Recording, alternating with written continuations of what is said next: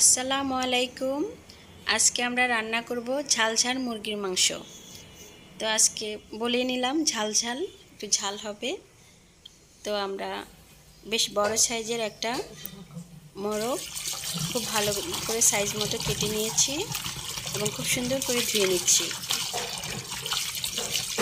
একদম পরিষ্কার করে একদম ধুয়ে নিব।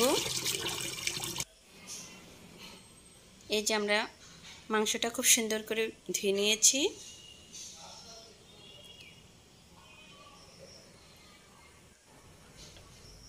আমরা একটা কড়াইয়ের মধ্যে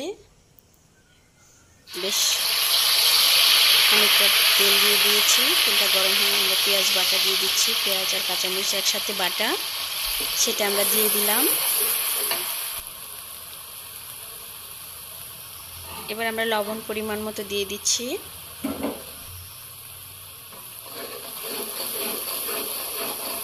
রান্নার হচ্ছে সবসময় কষানোটা, মশলা কষানো, এবং যেটা রান্না করছি সেই রান্নাটা যদি কষানো ভালো হয় তাহলে খেতেও ভালো হবে।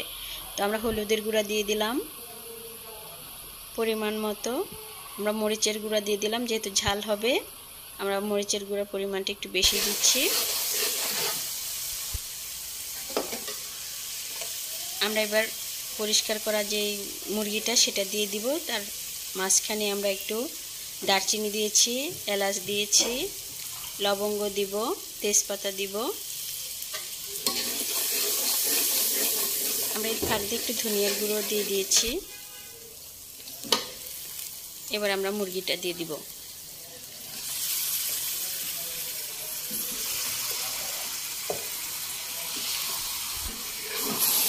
দিয়ে খুব সুন্দর করে নেড়ে দিব। খুব ভালোভাবে নেড়ে দিয়েছি যাতে মশলাটা পুরো মুরগির মধ্যে মেখে যায়। আমরা এবার একটু রসুন বাটা দিয়ে দিলাম, আদা বাটা দিয়ে দিচ্ছি। আমাদের মোরগটা একটু বড় সাইজ ছিল, মশলার পরিমাণ একটু বেশি বেশি হচ্ছে। আমরা আদা বাটা দিয়ে দিলাম। এবার খুব সুন্দর করে নাড়ছি আমরা, মিক্স করে, যাতে নিচে লেগে না যায়। নিচে লেগে গেলে মশলাটা হয়তো পুড়ে যাবে, খাবারের স্বাদটা একই থাকবে না। আমরা খুব ভালো নেড়ে দিচ্ছি, খুব সুন্দর করে কষিয়ে নিচ্ছি। মুরগি যত কষানো যাবে তত মুরগিটা খেতে ভালো হয়। আমরা এর সাথে একটু আলু দিয়ে দিচ্ছি, যেহেতু বাচ্চারা আলু ছাড়া খেতে চায় না, আলুটা পছন্দ করে, তো ওদের জন্য আমরা একটু আলু দিয়ে দিলাম।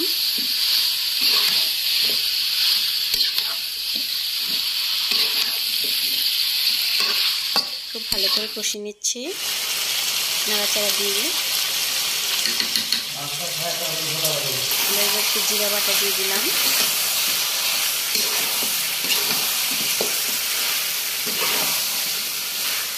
কষানোটা প্রায় হয়ে গিয়েছে। যখন মুরগির রানটা ছোটো ছোটো মতো হয়ে আসে তখন বোঝা যাবে যে আমাদের কষানোটা ঠিক মতো হয়ে গিয়েছে। আমরা এবার পরিমাণ মতো ঝোল দিয়ে দিব। যেহেতু মোরগটা বড় ছিল, এতে পানির পরিমাণ একটু দিব যাতে ভালো করে সিদ্ধ হয় ভিতরটা।